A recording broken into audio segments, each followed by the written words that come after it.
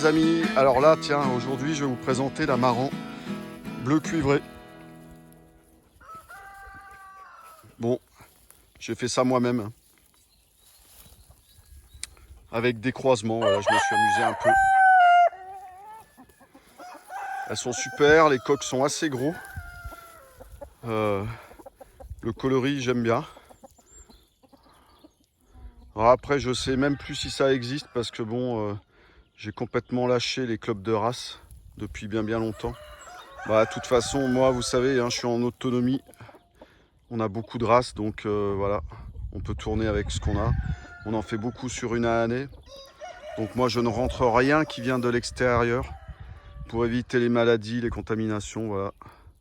Tout ça, nous on a notre petit écosystème qui marche bien avec nos petits produits qui sont en bio, qui sont de l'homéopathie, des huiles essentielles. Quand je dis produits, évidemment, il faut bien me comprendre, ce n'est absolument jamais rien de chimique de synthèse, voilà. Et elles font des beaux œufs, elles font des super œufs, ouais. Alors donc, vous savez, là, la marran, c'est une race qui est originaire de Charente. Donc on a des marrans noirs cuivrés, hein, la plus connue. Et puis voilà, et j'ai ça qui est arrivé. Et puis avec de la sélection, bah voilà, je suis arrivé à les faire. Mais les poules, elles sont belles, hein. Elles sont vraiment jolies ces poules. Regardez. Alors c'est quand même assez gros, hein. Elles sont belles, hein. Elles sont grosses, hein. Là sur les poules, on est à 3 kg. Voilà. Et les mâles aussi. Vous voyez un peu le coloris. Le deuxième, il est plus joli. Voilà.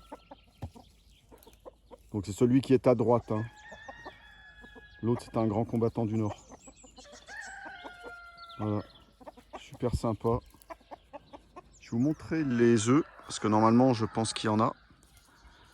Voilà. Là, vous avez une petite idée de tout mon élevage. Alors les œufs, on va regarder ça. Tiens, regardez. Un peu. Ils sont beaux, non? Super marron.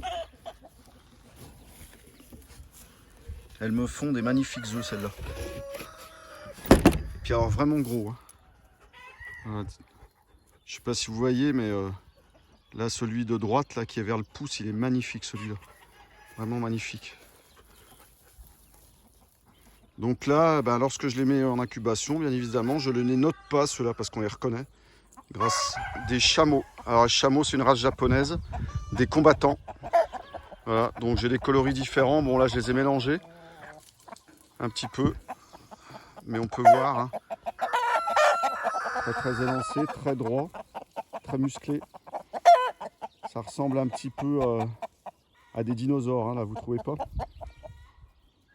Ouais, ça fait longtemps que j'en ai, hein. C'est mon ami Alain Baudier qui m'en avait donné. Et voilà, on a sélectionné. J'ai sélectionné un petit peu du blanc. On a du froment aussi, là, voilà. Et puis des blancs. Des blancs assez jolis. Et là, j'ai gardé des coqs là, que j'aimais bien. Voilà, cette année. On a des coqs assez forts. Bon, l'intérêt gustatif de cette race, c'est quand même assez limité, hein, on va dire. C'est très musclé. Et du gras, il n'y en a pratiquement pas. C'est vraiment du muscle, hein. C'est des animaux de sport, de combat, qui sont utilisés beaucoup dans les pays asiatiques. Mais c'est des races anciennes quand même. Il faut les préserver. Voilà. C'est la seule race étrangère que j'ai. Ici, voilà, les chameaux. Alors ça fait des œufs assez petits. Les poules, elles couvent super bien. Alors là, vraiment, là, c'est magique. Elles couvent, là, les poules, elles sont dingues. Elles sont complètement dingues. Elles défendent leurs œufs, vous pouvez rien approcher, hein. Voilà, c'est une magnifique race. Et voilà, encore quelques petits conseils avec notre élevage de la ferme de la Ruchotte. Voilà, dans le parc des petits canards Barbarie. Alors là, j'en ai beaucoup, normalement, on en a beaucoup moins. Mais bon, avec ce confinement, les tuer, c'est bien joli, mais on en fait quoi? après, donc voilà. Là j'ai les jaunes avec les vieux. J'ai du marron là qui m'est ressorti là cette année, là, je sais pas si vous voyez là juste devant. Assez joli. Une canne noire aussi là. Voilà. Historiquement j'avais que du bleu, mais comme génétiquement dans le bleu il y a du noir et du blanc, bah, il m'est ressorti du blanc. Et puis j'ai eu une femelle marron. Et puis voilà, puis ça m'a laissé une trace, donc j'ai des marrons qui sortent de temps en temps là. Ouais, c'est vachement sympa. Moi les canards j'aime bien. J'ai des oies de Guinée aussi, mais elles sont vieilles. Elles ont 20 ans à peu près, donc là ça donne plus du tout. Ah ouais, les filles, elles sont pas contentes. Hein. On a un très très vieux canard, un vieux mâle barbarie. Moi je le garde, j'aime bien. Ah, c'est une petite femelle. Et puis je vais vous montrer. J'ai une femelle qui couve là, alors vraiment sous un amas de tôle. Bon ouais, ça fait un petit peu bordel, hein. Ça ressemble moyen à la ferme de la Ruchotte ça, mais je vais vous montrer ça. Regardez ça. Ah Fifi, tu couves. Hein. Eh oui. Elle a fait tout son nid. Avec des plumes, beaucoup de plumes. Elle est belle là. C'est une petite femelle bleue. Voilà, puis sinon... Là j'ai des fruitiers, là j'ai beaucoup d'arbres fruitiers. Ouais, vous savez, hein, c'est quand même assez grand. Hein. On a pratiquement 5 hectares. 5 hectares avec des animaux et puis des végétaux ensemble. Donc voilà. Là, les canards, j'avais construit une petite cabane il y a déjà longtemps là, quand je me suis installé. Bon, ça serait un petit peu à refaire. Là il y a une mangeoire. Et puis dedans, bah, vous allez voir. J'ai mis de la paille l'autre jour parce que j'ai remarqué qu'elle venait de couver. Et voilà. Ça couve de partout, regardez.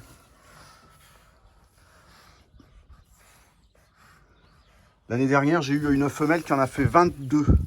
Elle a eu 22 petits. Et les 22 petits, on les a emmenés jusqu'au bout. Bah, ils sont là, hein, en fait. Voilà. On en a eu beaucoup. Ouais. Là, il m'en reste plein. Il va falloir trier. Donc, on les a bagués pour pouvoir reconnaître les jeunes de nos reproducteurs. Mais voilà. Là, il y en a vraiment beaucoup. Là. Il faut qu'on les enlève. Bah, déjà, parce que sinon... le terrain, je vais avoir des problèmes avec l'herbe. Voilà. Voilà. Là, vous avez un petit aperçu de l'endroit où il se trouve. Voilà. Et ben voilà, les petites gauloises dorées. Moi, je suis en train de faire ma ramasse d'œufs là. Voilà, je vais remettre à couver. Donc, je vais les garder. Voilà, vous voyez ces belles gauloises dorées là, cette magnifique race. Ah les petites poulettes. Ah les petites poulettes. C'est beau hein. Ouais. C'est superbe. Alors là je vais ramasser mes œufs. Et puis on va faire ça ensemble. Et puis je vais vous montrer. Ah, il y en a une qui est sur le nid là. Vous voyez. Ouais. Voilà, on est pas contente, hein. Voilà, c'est très simple. Je vais prendre mon œuf. Avec une craie grasse, je vais faire une petite marque dessus. Bon, là comme je suis tout seul, voilà, je vais faire un petit G. G comme gauloise dorée. Et ensuite je les mets dans mon panier. Et puis je vais les stocker. Et on va avoir notre éclosion là cette semaine. Donc dans la foulée, je vais remettre en incubation 600-700 œufs. On a eu un taux de fécondité là sur cette première incubation qui est assez moyen. On a fait un peu plus de 50%. Bon, il faut encore que ça sorte de la coquille, mais c'est assez moyen. Donc on a dû rectifier un petit peu de 3 trucs. Les vitamines, faire un petit coup de vermifuge. Alors attention, je précise, c'est toujours en naturel, hein, évidemment. Mais ouais, je crois que c'est important quand même. Il faut quand même avoir un super suivi de ces animaux tout le temps. Bon là les gauloises dorées, elles ont un parc que j'aime bien, il est vachement bien là. Il y a plein d'arbres dedans. Elles sont vraiment bien. Les coques sont magnifiques. J'ai changé mes coques l'année dernière, puis j'en ai un jaune là. un jeune de cette année. Et sinon, c'est les coques de l'année dernière. J'ai mis des bagues vertes. Pour repérer. Alors là, ce matin, je vais vous présenter les coucous de rennes. Voilà, elles sont dans un super parc. J'ai planté plein d'arbres il y a déjà longtemps, quand je me suis installé il y a 20 ans. Voilà, j'ai planté. Il y a des pommiers, là il y en a 4. Et puis il y a un poirier un peu plus loin là-bas. Bon, voilà. Il faut toujours mettre beaucoup d'arbres dans vos parcs à volailles parce que c'est super important. Elles sont à l'ombre tout le temps et n'oubliez pas, ça je vous le répète souvent, la poule c'est un animal arboricole. Bon, là elles sont un petit peu plus sauvages. Voilà. Voilà, les coucous de rennes. Il y a 3 coques. Alors attention, hein, dans la génétique du coloris coucou, les mâles sont clairs et les femelles sont foncées. Là vous le voyez, là c'est net. Hein. On a un coq là, juste derrière, avec une poule, voilà. Donc c'est du coucou. Et quand vous faites ça, vous avez 100% voilà, qui ressortent avec les mâles clairs et les poules foncées. Que si vous mettez un mâle foncé avec des poules foncées, bah, vous allez avoir du noir aussi qui va ressortir. Voilà, donc ça va être un joyeux bordel. Si vous voulez préserver vraiment cette race, les mâles clairs et les femelles foncées, voilà, c'est un fait simplement génétique.